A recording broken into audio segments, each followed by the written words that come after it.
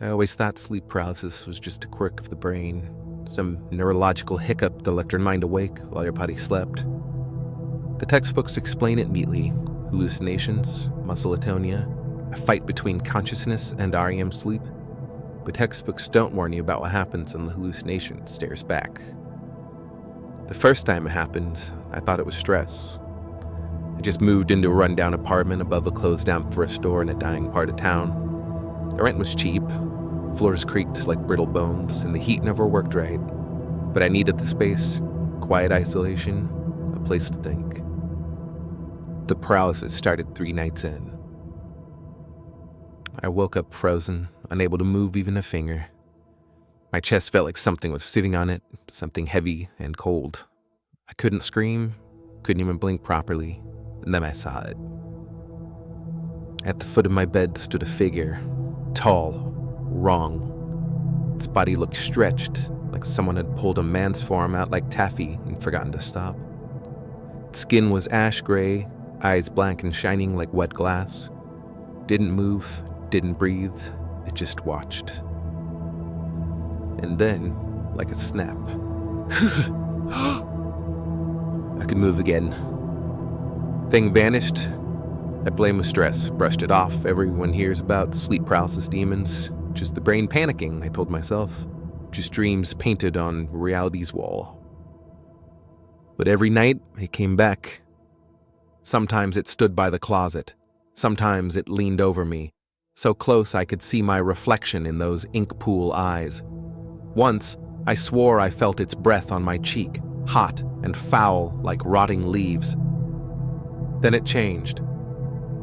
One morning, I woke with scratches on my arm. 3 perfect gouges. I checked my sheets, my walls, even the corners of my bed frame. Nothing that could have made those marks. I told myself I'd done it in my sleep.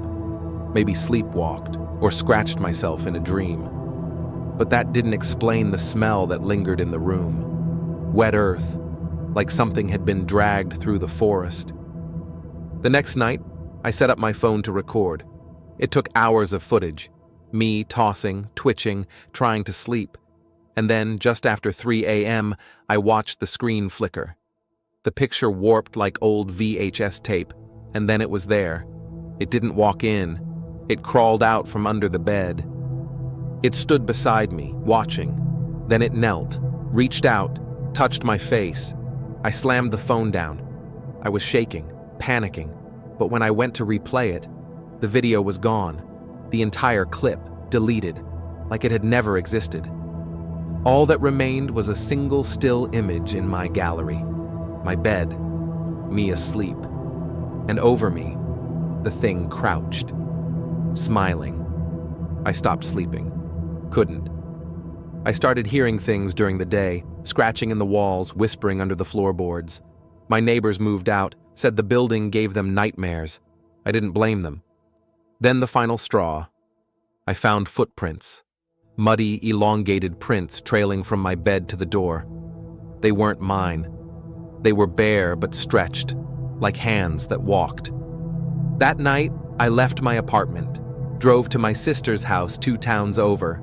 She didn't ask questions, just gave me her spare room and made me promise to sleep. And I tried. God, I tried. I thought I'd be safe. New place, new bed, people nearby. But it followed me. At 3:13 a.m., I woke to the feeling of breath on my neck.